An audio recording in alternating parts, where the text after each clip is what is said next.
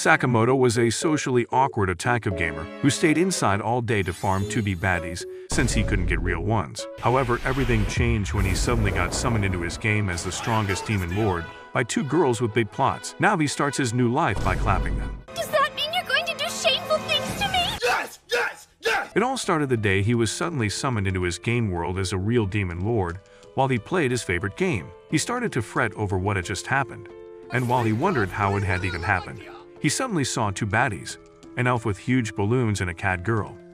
The girls were excited that their enslavement ritual worked, but soon got into an argument about who would take the credit, shocking Sakamoto as he realized that this wasn't a dream. As they argued, he wondered how to talk to them since he used to be a lonely loser who had no guts to talk to girls in his previous life. However, he reasoned that he could talk to them the way he had always done in games, so he stepped forward, and with a commanding tone, he told them to stop their baseless argument because they were standing before Diablo, the demon lord. Seeing their reaction, he thought it was working and decided to go further by commanding them to shake hands and make up. They tried refusing, but an overwhelming force gripped them and forced them to shake hands like buddies. Immediately, a slave collar appears on both their necks, shocking them, including Sakamoto. The girls wonder what happened, as they had expected the slave collar to appear on the summon. Sakamoto realized they had used the enchantment ritual on him, but he suddenly saw the demon lord's ring on his finger and became shocked. See, the ring was one of the most powerful accessories in the game, and it could reflect all magic, so no magic had any effect on him. He then told them he possessed the power to reflect all magic, so the enchantment ritual was cast on them instead. The monster girls were shocked and told him they had to return to the city to find out how to break the spell because they didn't want to be slaves to a mere summon. They introduced themselves as Shira and Rem, and Sakamoto introduced himself as Diablo. They continued their journey to the city, with Diablo still finding all of these strange, but he could not help but look at those dangling floaties on Shira. Getting to an inn, the girls began to fight about who to have Diablo stay with her for the night. But Diablo just watched like a clueless moron, waiting on who would eventually order the sausage. Yeah, boy. However, the receptionist got mad and put all three in the same room. The girls began to fight again, but at that moment, Sills, the head of the town's Mages Association, entered the room. Diablo immediately recognized her as the important character who maintained the barrier protecting the town and wondered what such an important person was doing there. Sills then said that though she came for Rem, seeing the slave collars on the girls' necks, she was interested in hearing Diablo's story too. After explaining what happened with the spell reflection, Sills asked him if he could release them, but he told her he couldn't since he hadn't enslaved them at will in the first place. He added that he would have released them if he could, and she replied that they might have to research this from scratch. Afterward, Diablo asked her what she came to the town for, but the buffoon guarding Sills got angry and cautioned him for speaking to his master so freely. Sills calmed the air immediately, but Rem suddenly voiced out that she didn't want to go to the Mages Association and didn't want any bodyguards assigned to her. Sills told her it was for her best, but Rem said she needed no protection. She could clap her enemies alone. What do you mean by that? Sills stood up immediately and left. Following that, Diablo inferred that for such a powerful individual to visit her, she must be holding on to an extraordinary secret. Rem denied it, but Diablo's gamer's intuition immediately started to tingle, making him realize that she was facing a problem which was important to the storyline. He thought he needed to find out her secret ASAP, so he yoinked her from the ground and carried her to the room to pressure an answer from her. However, she told him she couldn't tell him because she was sure he would leave her too. He pushed her on the plot arena and threatened to make her beg for death, but he soon became embarrassed when he realized that he was in a sus position fit for shaking the sheets. However, he resorted to tickling her, sucking on her ears, which made her fold like a lawn chair. Finally, she asked him if he promised to stay with her no matter what her secret was, and he told her she could count on him. He then lunged in, sending her to Mars, which made the others outside wonder if it was what they were thinking. After she returned from Mars, she told him she was happy he took her there, and then revealed that the soul of the demon lord Krebscomb was sealed within her, shocking Diablo, because he was officially the strongest boss in the game. She added that her ultimate goal was to beat Krebs, which lay within her, and extinguish her soul. Hearing this, Diablo inferred that this meant that Krebscomb would be released when she died, and there was presently no way to extract her soul aside from her death. He asked her if her mother also housed Krebscomb's soul, and she confirmed it, which made Diablo reply that she had such a cruel fate. He then told her that he would crush Krebs' soul for her, but they would need to spend some time researching a way to extract it first. Hearing this, Rem burst into tears because no one had ever shown her this kind of love. Following that, Diablo sat outside thinking about all that had happened in one day of being in another world. Just then, Cella's guard, Galak, from earlier, appeared with his men and began to trash-talk him. But Diablo stood up to leave. This made Dalek angry, and he threw liquor at Diablo, pissing Diablo off. Seeing the anger in his eyes, the dude immediately smashed a crystal, summoning a monster salamander, shocking Diablo. But he called it weak, realizing it was just a level 30 monster.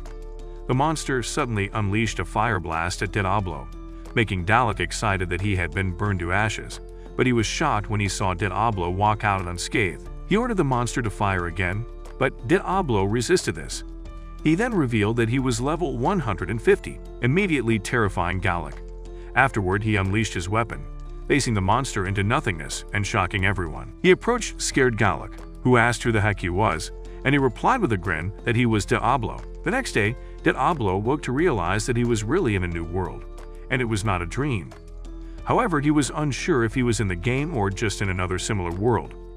He tried to get up from the bed and accidentally grabbed some softies, shocking him. However, instead of removing his hands, the cultured idiot kept squeezing them like bubble wrap. He got lost in the feeling of holding something that soft, and while he thought of stopping to prevent waking the chicks, Shira suddenly woke up and became embarrassed. She told him he shouldn't do something like this until he accepted her as his master. Rem also woke up at that moment and turned red immediately as she saw Diablo's hand on her tiny plot. Bro almost freaked out in shame, but he decided to act like a Sigma and told her he didn't discriminate between small and big.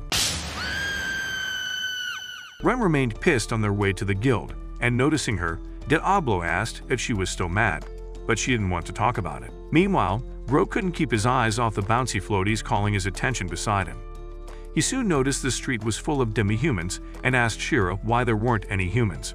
She told him they were on the block where demi-humans lived, so humans hardly came there. Just then, he thought of Dalek, who summoned a level 30 monster on him the previous night, and asked the girls if this world measured strength based on levels. And they confirmed yes, though Shira revealed that she didn't know her level yet. Rem said that she was a level 40 summoner, and further informed him that the Adventurers Guild they were headed to had a means of assessing his level. They soon got to the guild and headed to the receptionist to register immediately. Shira went first, and afterward, Diablo was given the slip for his own registration, but because he was a numbskull who couldn't read and write, he passed it to Shira to help him. The receptionist told them they had to add a blood seal, scaring Shira, but Diablo brought out his dagger like a final boss. However, Bro almost cut off his thumb in trying to get some blood. Following that, the receptionist showed them a mirror that measured the strength of a magic power. It was soon revealed that Shira was only a level 30, making her sad because she was weaker than Rem. However, as Diablo stepped up to measure his magic power, the whole place malfunctioned, scaring everyone. The guildmaster, Sylvie, came immediately to check what the heck just happened. She later told them that this was the first time the mirror had ever reacted that way and said they couldn't handle Diablo in their guild because of how powerful he was. But Sylvie told him that even though they were happy to register strong people, she was weaker than he, so she wasn't sure he would like to be ordered around by her. However, he replied that he didn't care about such trivial things as long as he was making the dough. Then she looked up a quest for them and gave them one which entailed defeating a Madara snake in an eerie forest. On their way to the forest, known to be home to many dangerous monsters, they thought this must be a very important task since they needed to obtain the Madara snake's eyes for an experiment. 5 hours later, they reached the forest, and Bro thought it was just a total BS having to walk that long. As they talked, Shira suddenly noticed that some people were lurking in the branches, preparing to attack them. When she identified their locations, Diablo activated elemental magic, blasting multiple fireballs at them. The people fell from the trees immediately, and Diablo realized they were elves. They immediately aimed their arrows at him, calling him a slave trader and asking him to let their princess, Shira, go. Diablo wondered why the elven family would submit a quest at the guild, but Celsior, one of the elves, shut him up and told Shira to return to the palace. Diablo tried convincing them that he was no slave trader, but they didn't believe him due to the enslavement collar around Shira's neck, making Diablo realize that someone must have snitched on him, and no other person but Dalek. However, Shira interrupted, saying she ran off because she was about to be forced to marry someone she wasn't vibing with. The elves tried to convince her more, but she refused to budge, and Diablo intervened, saying they had chosen the wrong fight. They fired arrows at him, but they fell to the ground on contact, shocking the elves.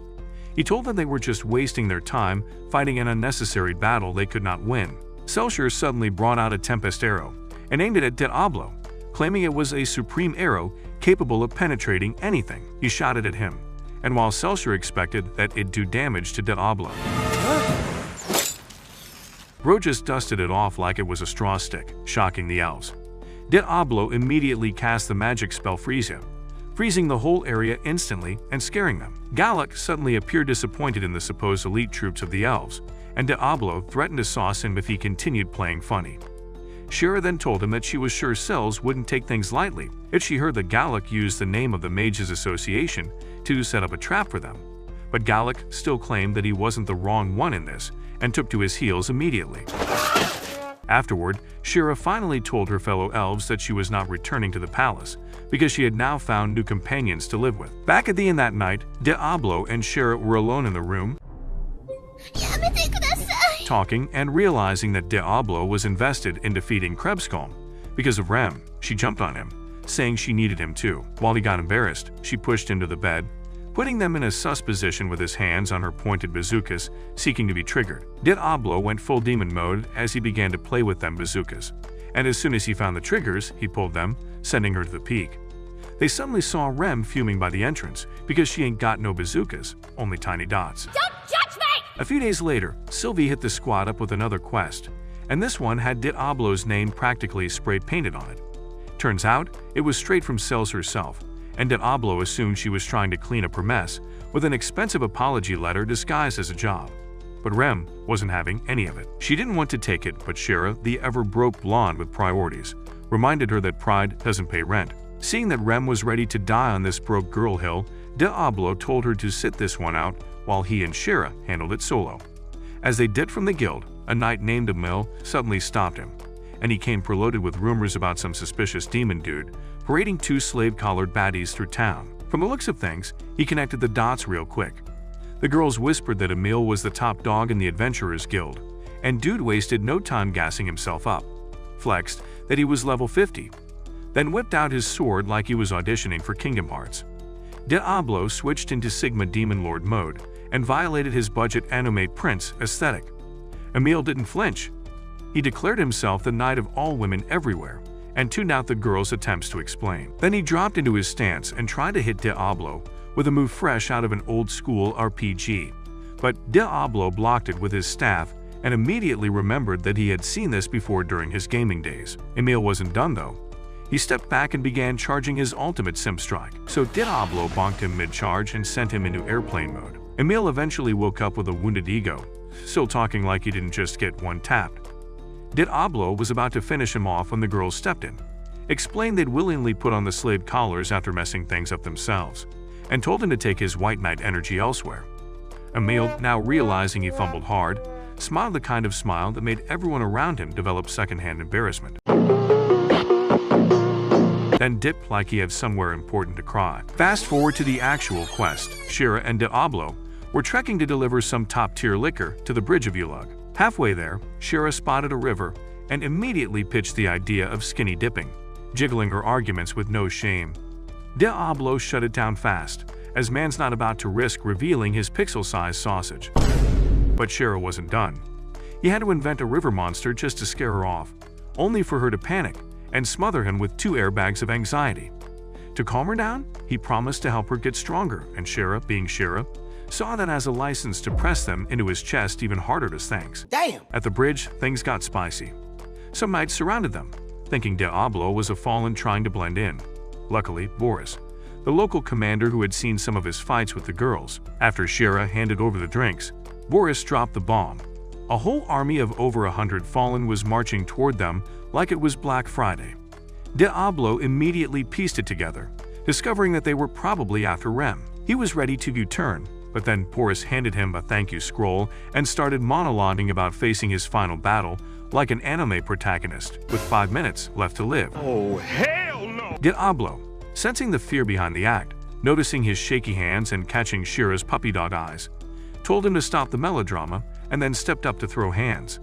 Soon after, the fallen army rolled up, led by some half-pint Amazon reject with thick armor and thicker delusions. Diablo told the knights to get lost, but Boris opened his mouth again, only to get shut down by Shera. With the mortals gone, Diablo walked up to the army and gave them the classic "leave now or die" speech. One oversized boar, built like your uncle that still eats 5 plates at a wedding, stepped up, and Diablo promptly yeeted it across the map with zero hesitation. Back in town, Rem returned to the inn only to find Cells waiting like someone's mom catching them past curfew. She told Rem she'd already canned Galak and wanted to know if Diablo really was who he said he was, or if Rem was just hypnotized by his magical drip and edgy aura. Rem tried to play it cool, pretending like she didn't lucky dream of being his demon bride. And that was when Galak walked in bloody, bitter, and begging. Turns out he rage quit life and took a few mages with him. Cells told him to calm down, but man was on demon time. He pulled out a curse blade that had eyes and possibly a soul, and Rem tried to summon a defense, but homie already rage installed the blade in his chest. A fallen called Grigor suddenly popped out, finally free from having to listen to Galak's sad boy monologues. Back at the bridge, Diablo had already deleted most of the fallen squad like a pro. That's when Edelgard, the fun-sized tyrant in command, got down from her budget Godzilla and stepped up to take him on herself. Diablo was surprised and asked why she had come off her monster, and she told her that though the monster had always been obedient, it had refused to move after seeing him. Diablo replied that it meant her monster was wiser than she was because it knew not to stroll before him anyhow. She told him she was not going to lose some cheap demon sorcerer, but Diablo thought that beating her was the perfect opportunity to make the others withdraw.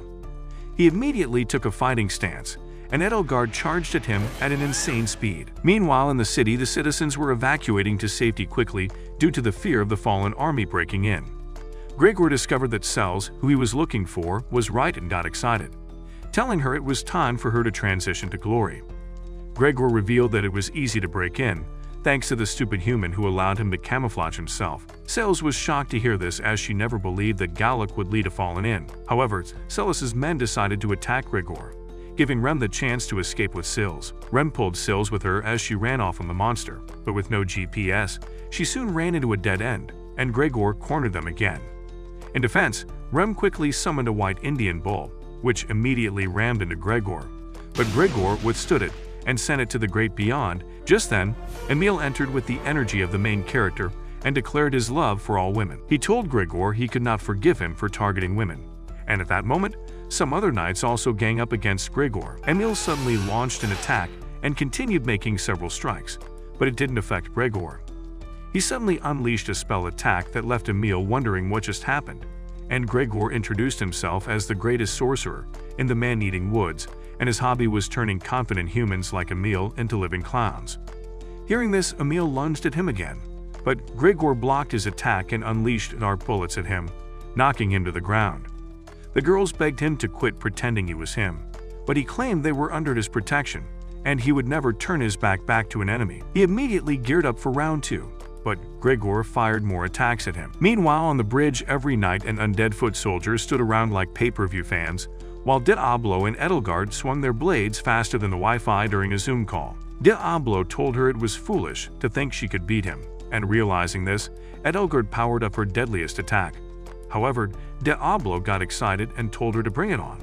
So Edelgard immediately activated Sacrificial Charge and landed a powerful hit on Diablo, but he just knocked it off like it was nothing, shocking the little villain. However, he was thrilled to take a little damage for the first time since he came into this world. He then asked her if she had seen the clear difference in their abilities, mocking that her most powerful blow couldn't hurt him, but he became surprised that she wasn't withdrawing even though it was clear that she couldn't beat him. Just then, a messenger arrived to report that Cells and Rem were being attacked by a fallen, shocking Diablo. Edelgard became happy upon hearing this, since their plan had worked, and she boasted that the fallen would win. Seeing that he had no time left to entertain the stupid monsters and weak soldiers watching, he decided to use the grand magic. He advised the soldiers to hide behind the walls if they didn't want to be sauced along with the monsters. So they quickly took shelter as Diablo charged up his attack with his long rod, leading to a massive explosion that sent all the monsters hanging on for their lives. However, Diablo was shocked when she saw that she was still alive even after that hit, but he didn't give it much thought and turned around to go save Rem. He took Shera and teleported away with the return magic. Back at Rem's spot, Emil looked like he had gone 12 rounds with a gorilla, and Rem was 1 HP away from meeting the ancestors. Shira checked her pulse and Diablo handed Celestine a healing potion to use on Emile. He told Emile to stop cosplaying as Gregor's punching bag. But Gregor didn't believe Adelbert got bodied and tried to blast Diablo again. But this was a big mistake. The magic bullets bounced off his demon ring like rubber ducks. Before he could say, "Wait a minute," Diablo clapped back with a boosted version of his own spell that nearly deleted Gregor's bloodline. In full delusion, Gregor used a gravity spell that Diablo copied, leveled up, and used to pancake the lizard monster into the dirt. And just when Gregor thought it couldn't get worse, Diablo casually tossed him into a personal hell dimension, like he was deleting files from his recycle bin. With the monster sealed, the girls ran to say thanks, but Diablo, who still didn't know how to handle compliments, said he only did it so they'd keep suffocating him with their celestial melons. Yeah, boy. Shira offered a celebratory melon sniff, but it bounced his face so hard he flew into Rem's flat chest and instantly blacked out. Days later, after everyone who died got their burial and the townsfolk stopped crying every morning, life started crawling back to normal. 10 days in, Diablo was just about to take a 12-hour depression nap when Shira leaped onto him, flashing her royal-grade balloons that nearly broke his emotional defenses. Just when things were heating up, Rem pulled a WWE sneak attack and sent Shira flying with a dropkick, then tried to reclaim dominance by smothering his arms with her chest. That's when Sylvie walked in with side quest energy.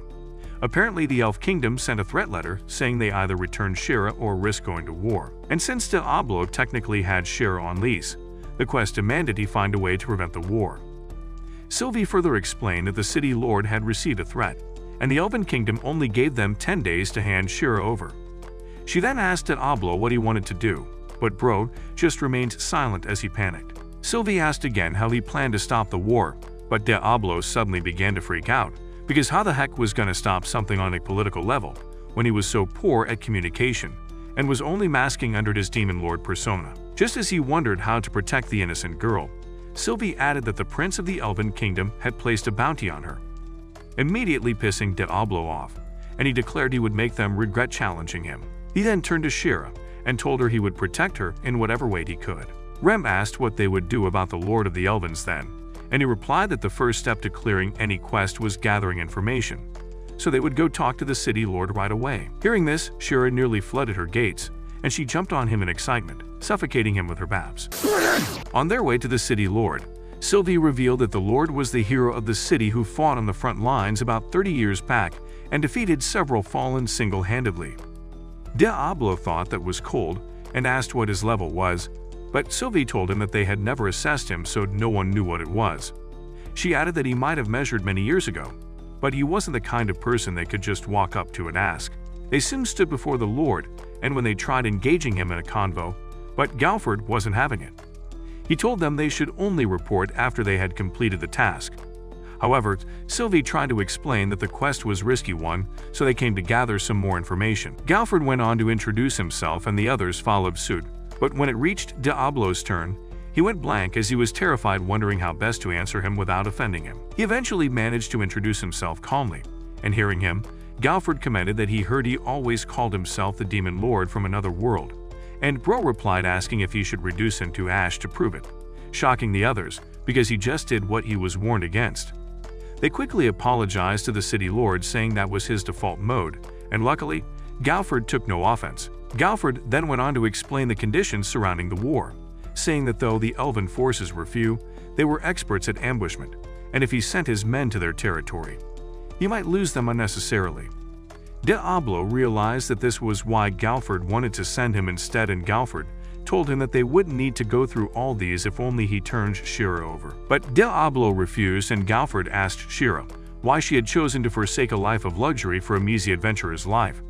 She blabbered some nonsense about self-discovery, and Galford told her even though he didn't understand the BS she just spewed from her mouth, he told her he would remember it. Galford then asked Diablo if he knew this meant it was left to him to prevent the war, and he replied that Shira belonged to him anyway, so he didn't mind.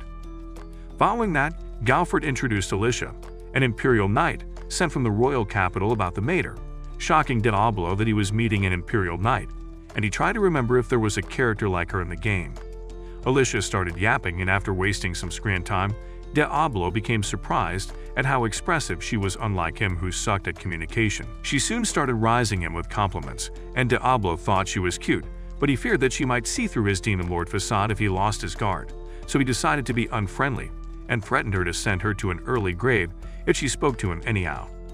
Before pulling up at the Elven Kingdom like a fantasy Uber, Diablo decides to hit the blacksmith's crib to pick up a weapon that didn't turn living things into cosmic dust on contact. Ader getting it, as they left, a smoke bomb suddenly went off and a bunch of short-stacked dwarves popped out of nowhere and yoinked Shira away. Diablo rushed after them, but two unlucky goons tried to block his path, but they got turned into wall art in 0.2 seconds. Meanwhile, Rem and Alicia took care of the others, leaving Diablo to chase the mini-kidnappers through some shady alley. As he bursted out the other side, Shira's meat buns slapped him in the face. Turns out the dwarf squad already got clapped by none other than Emil, the overly passionate feminist warrior who somehow always tracked them down. The dwarves were tied up like party favors and Emil ducked, mumbling something about delivering righteous hands in the name of feminism. Diablo, lucky, shaken from almost losing Shira, went full overprotective mode and told her to always stick close. Of course, Rem immediately attached herself to his side like a second shadow. Alicia, on the other hand, was acting like an NPC trying to unlock a hidden quest, so Diablo told her to chill and stop trying so hard. They finally roll out to get Shira some food before she collapsed from both hunger and her uncontrollable need for attention. The next day, they met Cells, who told them about a slave caravan that had just come in the previous day and set up a market in the central plaza. She said this might be an opportunity to free the girls from the enslavement collar about their necks. However, Alicia stated that resolving the issue with the Elven Kingdom was their priority task at that moment. But Diablo countered, saying the issue with the elves was just a piece of cake, so branching to attend to the slave collars first wouldn't affect the outcome. Some hours later, upon reaching the slave market, Diablo couldn't get the sus positions the slave girls could be in off his mind. Oh, hell no! But he tried to control the direction of his magnum as much as he could. Upon entering the slave tent, Bro was disappointed because they were all looking normal than he expected. The owner of the slaves soon appeared and introduced herself as Meteos. She saw Shira and Rem and immediately offered to buy them at an exceptional sum, scaring the two girls, but Diablo quickly cleared that they were not slaves. Meteos soon noticed Diablo's massive flow of magic power and told him about it, which Shira also confirmed, surprising Diablo. Meteos asked Shira if she could see the flow of magic power, and she replied yes, causing Rem to confront her for not telling them she could. Switching from the useless convo, Meteos talked about why they came, and Diablo asked her if it was something she could do. She replied that it was her first time dealing with a magic spell being reflected, but just then, Meteos saw Rem's flow of magic too and mentioned that magic power was perpetually pouring from her. Meteos suddenly asked if she could remember any event that happened in the past that might have caused her to become pregnant with a demon, startling her. Shira's flags were raised immediately as she suspected that it must have been the night Diablo tortured her. Rem denied anything else happening other than the torture, but Shira wouldn't believe because the idiot thought people got pregnant from just sleeping on the same bed. However, Meteos revealed that she was sensing a fallen from within her. But Diablo interrupted and told her to focus on what they came here for, not wanting Rem's secret to be revealed. Meteos replied that it was a secret, so she would only reveal it to a few. Hearing this, Alicia and Rem, who had already become uncomfortable, offered to step out. Meanwhile, Diablo was scared that Rem's secret could have been revealed. Outside, Alicia asked Rem if she was fine, and she revealed that her secret was almost exposed some moments earlier. So Alicia told her about a spell she learned when she was younger, which was used for hiding secrets on the verge of being exposed. She took Rem's hand and tried casting the spell, only to see something shocking, but she pretended not to have seen anything. Meanwhile, in the tent, Shira had to change into a sus bikini, revealing all her assets, and she became embarrassed as she wondered why she was dressed like this, since she thought they only wanted to remove her collar, not her chariot, but Meteos told her it looked great on her. However, Diablo was busy freaking out over this, because there was no way he wasn't getting freaky in this situation.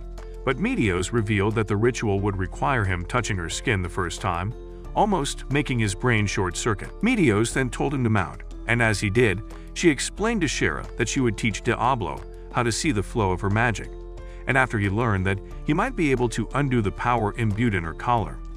She asked Diablo to touch Shira's skin, and Bro started malfunctioning like you did on your first lucky clapping opportunity. Diablo went all in and pressed the F out of her watermelons. But while he pressed hard, he realized that her magic flow went farther than he thought, so Meteos told him to go down to her plot region and poured his magic power into her instead, taking her to the peak as she screamed out in auto-tune, surprising the girls outside and leaving them wishing he would also pour into them like that. Later at night, they discovered that Diablo had quit before he could figure out how to release Shira's collar because he ran out of juice. Shira said it felt like he was doing it with all his efforts, and he replied that he managed to see the flow of magic power easily. But he ran into a problem after that, because the flow of magic pouring out of the enslavement collar was like a room full of threads all tangled together. Meanwhile, Rem noticed that Shira was unusually energized. Afterward, it was time to sleep, and as Alicia attempted to leave for her room, they all suddenly began to hear the sound of a flute, which Shira immediately recognized. The ugly-looking buffoon of a player soon entered, and while the others wondered who the heck he was, Shira called him brother, shocking them. He introduced himself as Kira, and then asked Shira to come home with him now that he had finally found her. However, Diablo loved to meddle in family matters that didn't concern him, so he asked if he was the fool who placed a bounty on his sister. Kira responded calmly and thanked him for keeping his sister safe from the adventurers who had tried to kidnap her. Alicia was surprised to hear this and asked if it wasn't his intention to wage war against the humans in the first place if they didn't hand his sister over.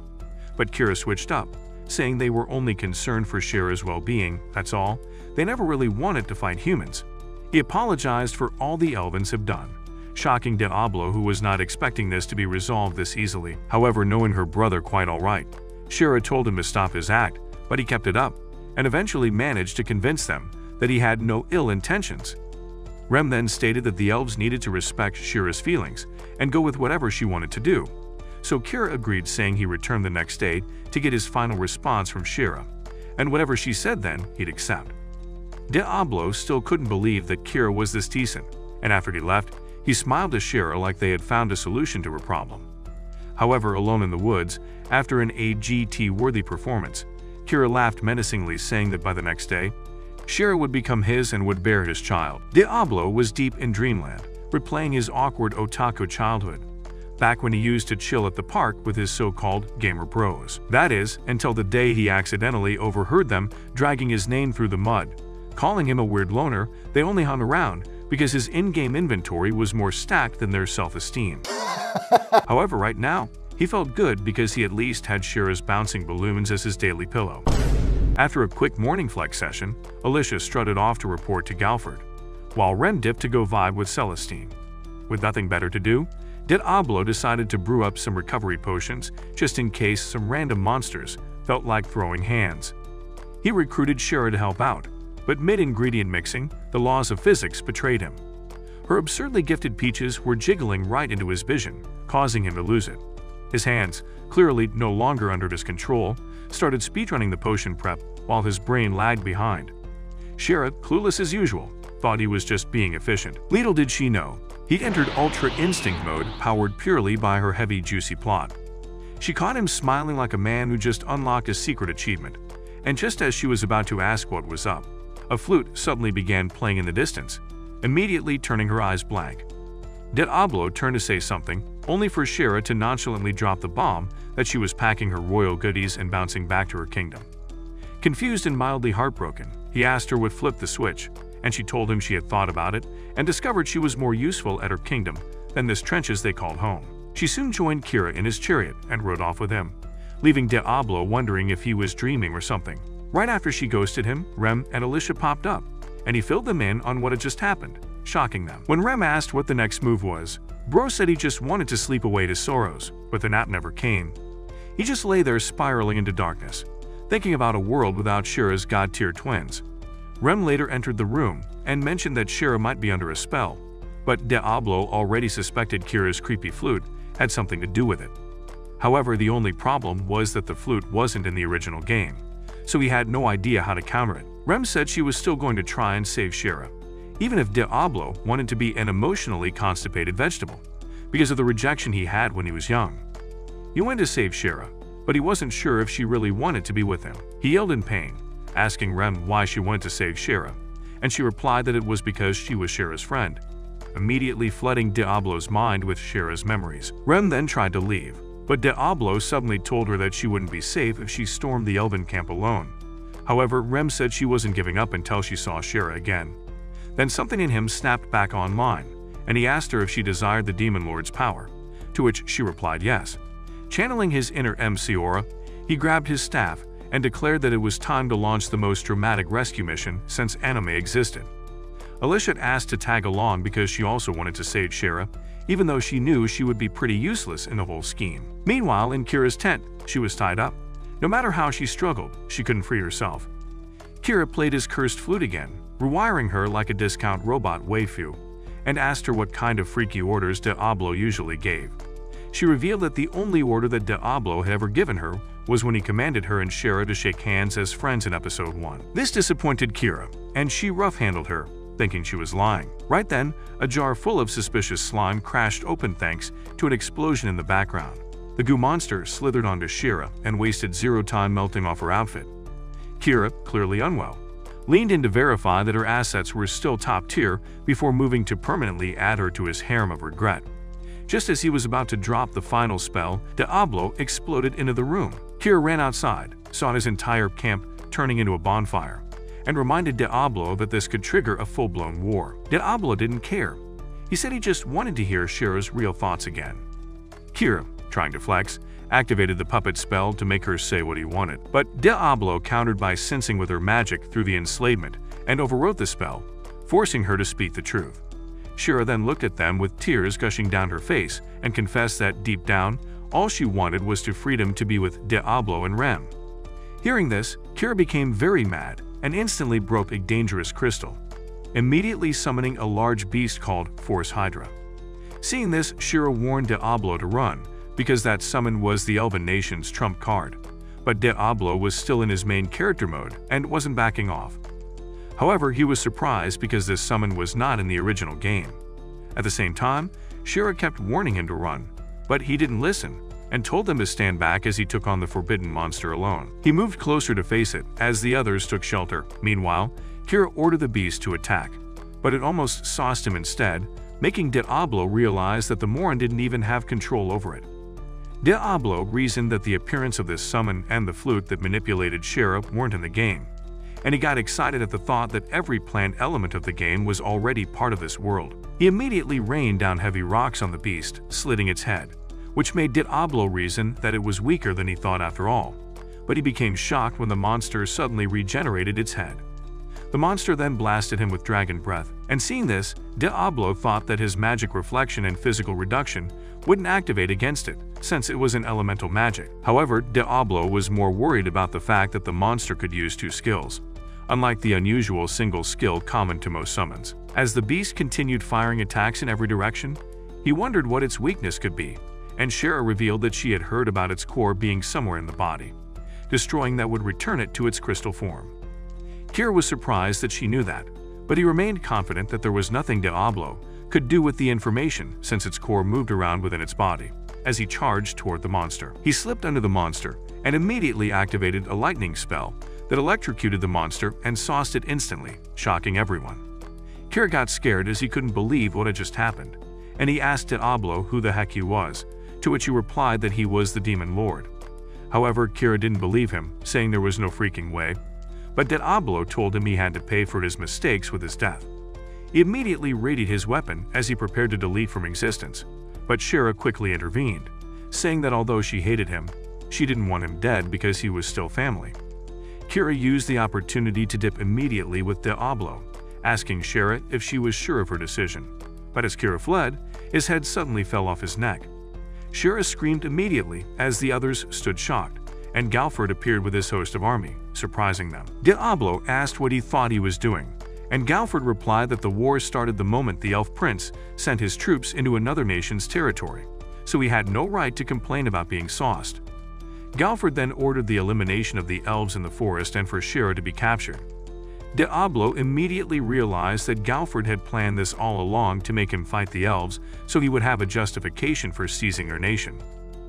Galford warned Diablo that if he interfered, he might have to eliminate him too, and then cast a barrier spell around him to prevent him from trespassing. Bro wondered what spell this was, and Galford revealed that it was a ritual magic. Alicia immediately confronted him, asking him to explain what he was doing, and he replied that he was performing his duties as Lord of Faltra. Alicia then told him that she was going to stop him, but he asked her how she intended to do that when her sword had no blade. Alicia suddenly noticed that her sword was now split into two, leaving everyone wondering what had just happened.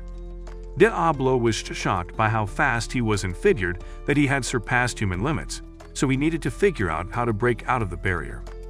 He started to use the technique Meteos taught him in sensing magic flow, and as soon as he found the core, he broke the barrier instantly.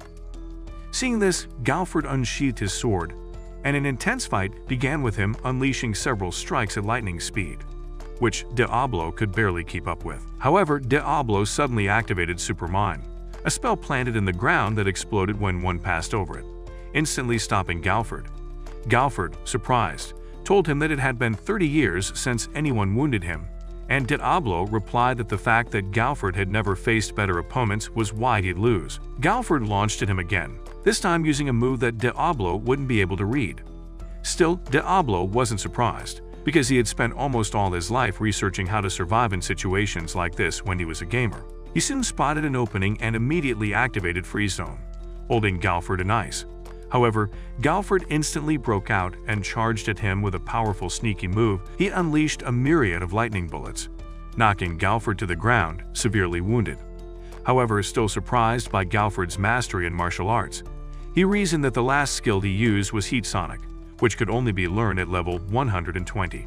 However, Galford got back on his feet again, cracking that he was still alive and standing, surprising Diablo. He then trolled that Galford had no chance of beating him, as he had intentionally frozen earlier to get Galford closer for his perfect attack. However, Galford hit him with the fact that he was going to report him to the king, and that wouldn't be good, causing him to fear, but Alicia intervened, saying she wouldn't let that happen. She added that she would report that he had taken action with the intent of destroying their peace with the surrounding nations.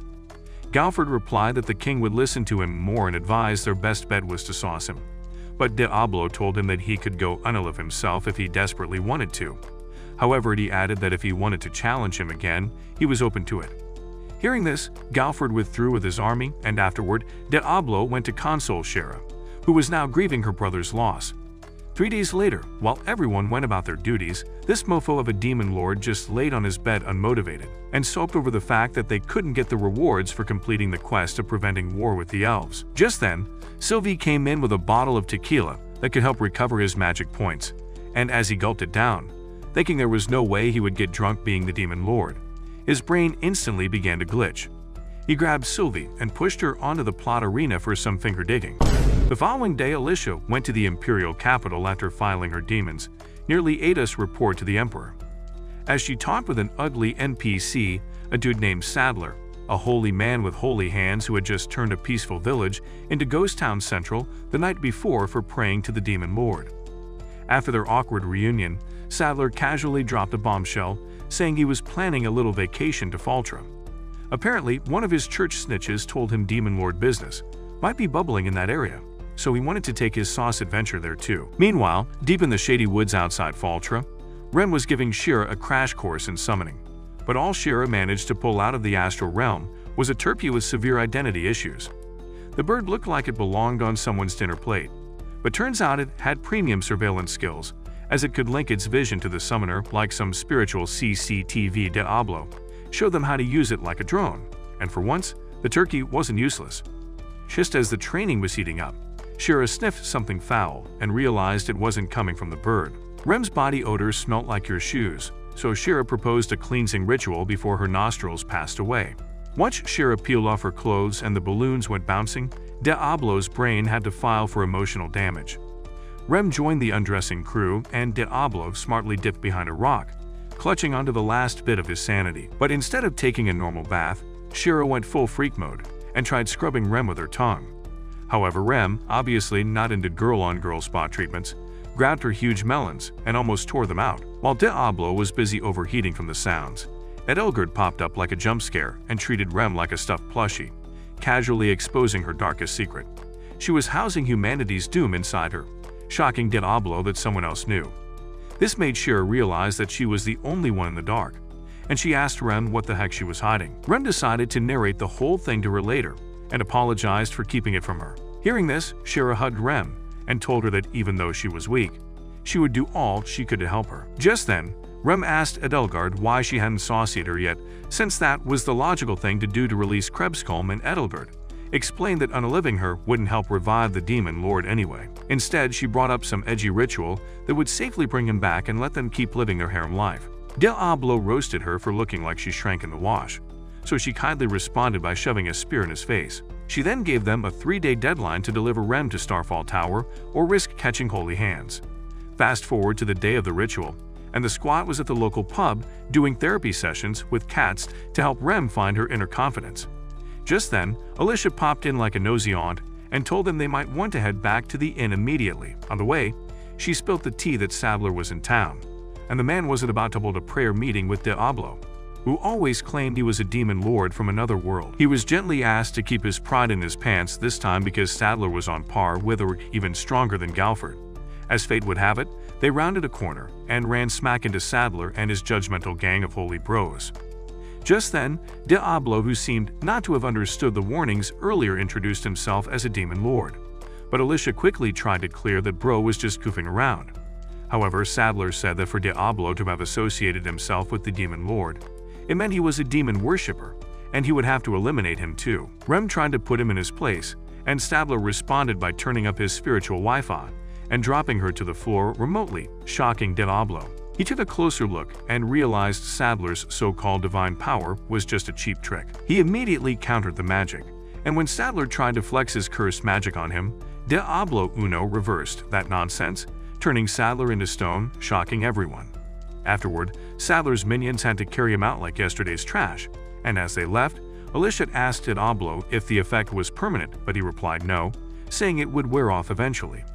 She then asked why he didn't just end Sadler's whole career, and he replied that he wasn't the type to do such, but if Sadler tried anything funny again, he would send him to his ancestors' next reunion party. Later that night, Diablo went to pick up the girls for the big demon awakening, but Rem told him that he would love to let Alicia in on her secret. However, Diablo was somehow against this, but she said she now saw Alicia as a companion too and wouldn't want her to remain in the dark. When they later told Alicia the plan, she dropped years of training and suddenly became their #1 fan, sending Diablo's sus radar beeping, but he blamed it on his poor communication and social skills. Afterward, they left for the tower. That night at the tower, Edelgard had already set the stage as if she were hosting a demonic wedding. She saw Alicia come along and Diablo introduced her as an Imperial Knight, but he guaranteed that she was just tagging along like an unwanted +1, so she wasn't a problem. However, Edelgard didn't bat an eyelid at the Imperial Knight, surprising Diablo because she would have normally opposed. Edelgard revealed that their goal was to resurrect the demon lord by dumping a ridiculous amount of magic into its soul. As Rem laid down on the altar like a sacrificial lamb, she shyly told Diablo, who was to pour into her, to take it easy and slowly. Diablo gently placed his hand on her belly, trying to locate the demon lord's soul, and once he got a signal, he poured in some of his magic with full concentration. Unfortunately, that first charge didn't do the job, and Edelgard said he needed to go deeper since Krebsholm was locked deeper than he had reached earlier. They wondered how to do that, and she suggested he blast a hole in Rem's stomach. However, Shira countered this idea, saying it would sauce Rem. So she came up with another brilliant idea that Diablo should go in through the second hole known to all men of culture. Yeah, boy. Rem covered her face as she begged him to do it, because she really wanted to be delivered from Krebsholm.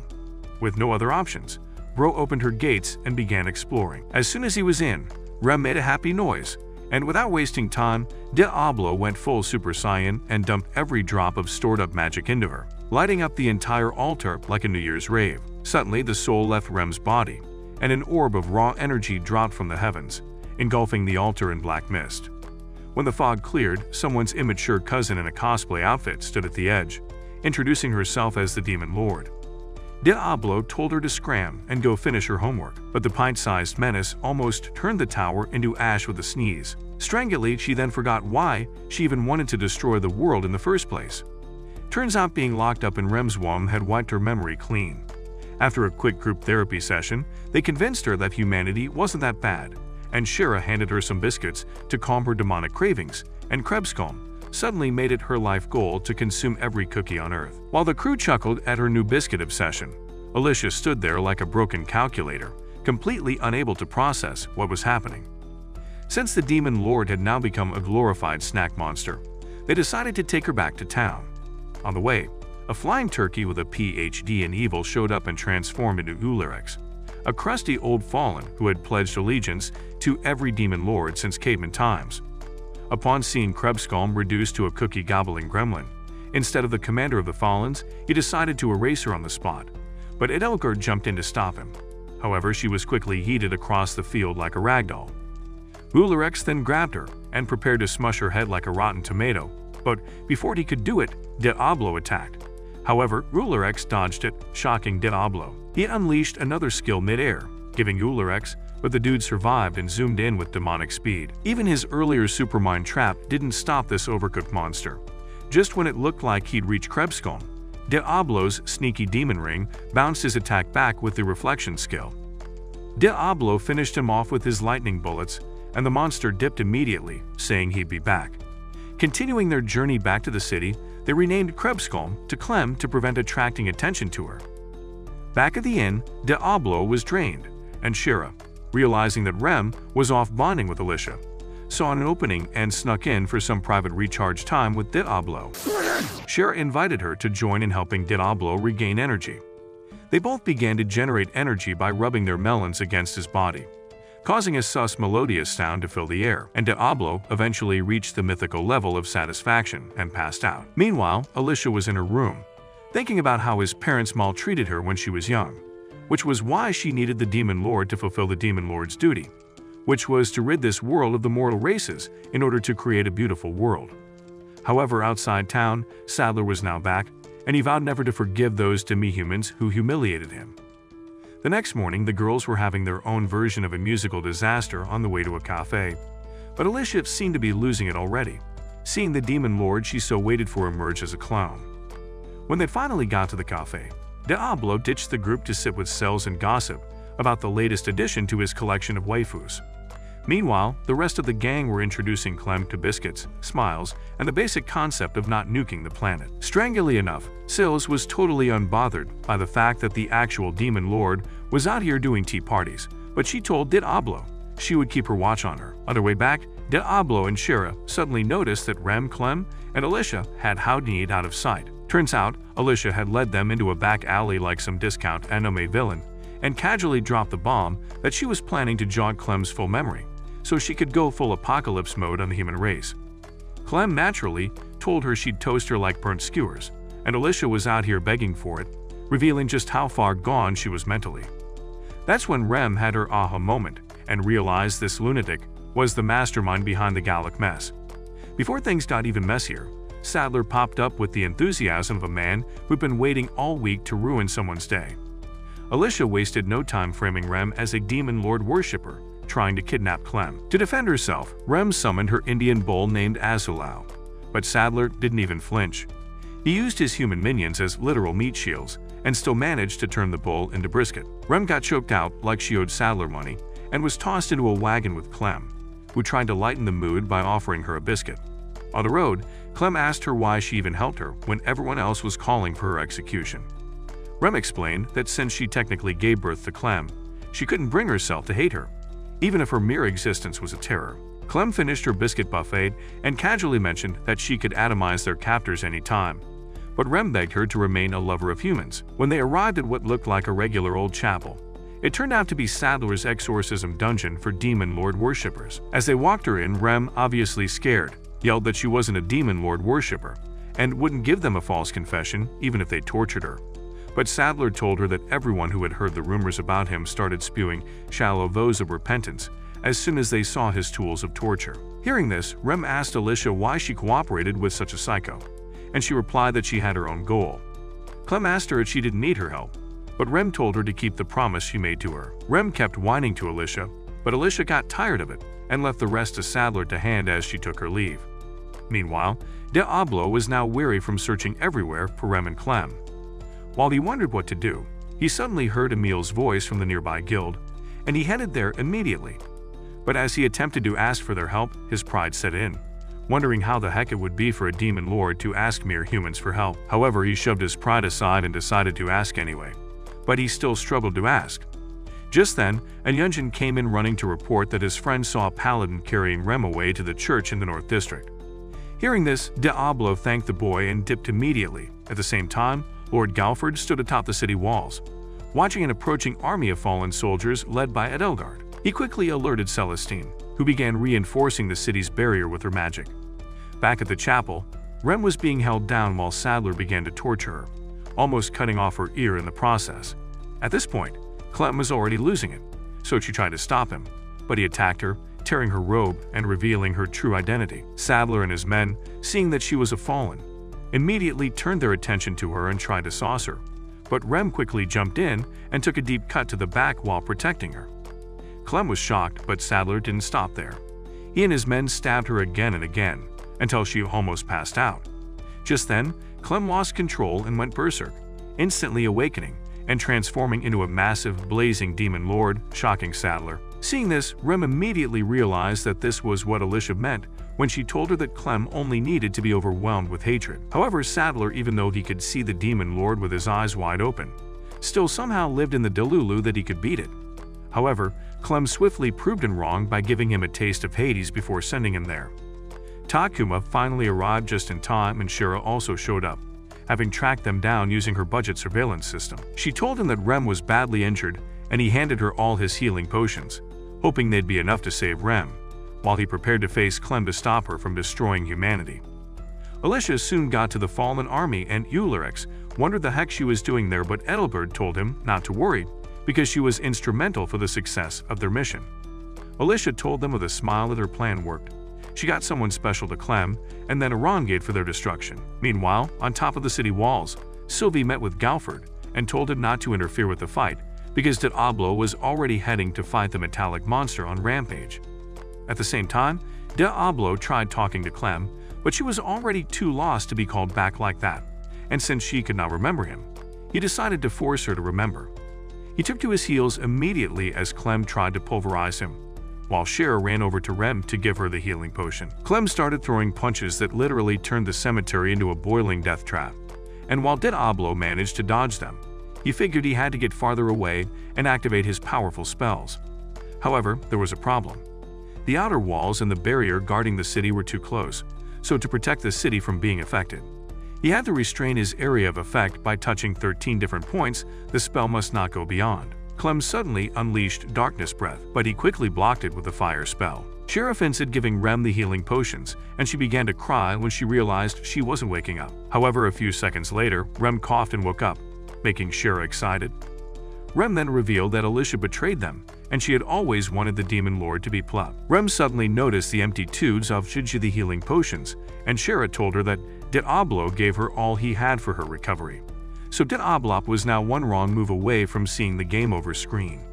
To make matters worse, Clem had upgraded her attack strategy to throwing literal gravestones at him like a high-level boss, trying to speedrun his funeral. Just then, Emil made his heroic entrance by deflecting a tombstone with raw ego and got the girls out of harm's way. Diablo finally completed the preparation for his powerful attack, and Emil gave him the signal to go ahead. Diablo immediately activated his boss attack, causing a rainbow of overwhelming explosions around Clem and turning her into burnt pancake. However, it still stood up and tried to fight, but fortunately, Rem had rejoined the server and, with Shira's help, talked Clem back into her tiny demon girl with snack addiction form. After that, Ulrich, salty from the loss, told Edelgard she'd now serve as the army's personal punching bag for wasting everyone's time. The squad finally regrouped, and Sylvie wasted no time addressing the actual issue. They had a literal demon lord in their party just eating every cookie she saw like a glutton. However, she stated that she still didn't trust Clem, so Diablo came up with an idea to add her to the list of his harem. After giving her the sales pitch on why being his slave was the best decision ever, Clem agreed and Diablo sealed the contract with a kiss. Later that night, everyone got back to the inn, changed into comfy clothes, and climbed into bed with a worn-out Diablo who had no juice left for his usual nightly routine. But just as they were about to knock out, Alicia strolled in like a discount assassin and held a blade to Shira's neck. She dragged them all to another room, where Edelgard looked like she had just been used as a human stress ball by the fallen army. and Alicia asked Clem to heal Edelgard if she wanted Shira to live. Clem revived her instantly with her powers, since she was a demon lord and could heal any fallen, and basically told her to join the cookie cult instead of getting beat up every time Ulrix had a mood swing. That Alicia, drowning in guilt and daddy issues, decided she'd had enough and tried to take herself out. She confessed to betraying everyone because her childhood sucked, and she wanted revenge on the world. Diablo stepped in, gave a speech about second chances and being a loner with a sad backstory, and somehow got through to her. It is different since he used to be a socially awkward shut-in before getting summoned into this madness. Right after the motivational monologue, he nearly passed out since he was still exhausted from the battle, so the girls decided to help him recover with their plots. Overstimulated and overworked, Diablo's brain basically rage quit. The next morning, Alicia dipped to go find the bright side of humanity, while Diablo got back to managing his chaotic harem who had decided to stay with him forever. The end. If you enjoyed this recap, clap the like button and insult the main character like an Anna Skull fan. Also, subscribe to the channel if you're yet to for more plot-filled adventures. If you like anime recaps like this, watch this video right here.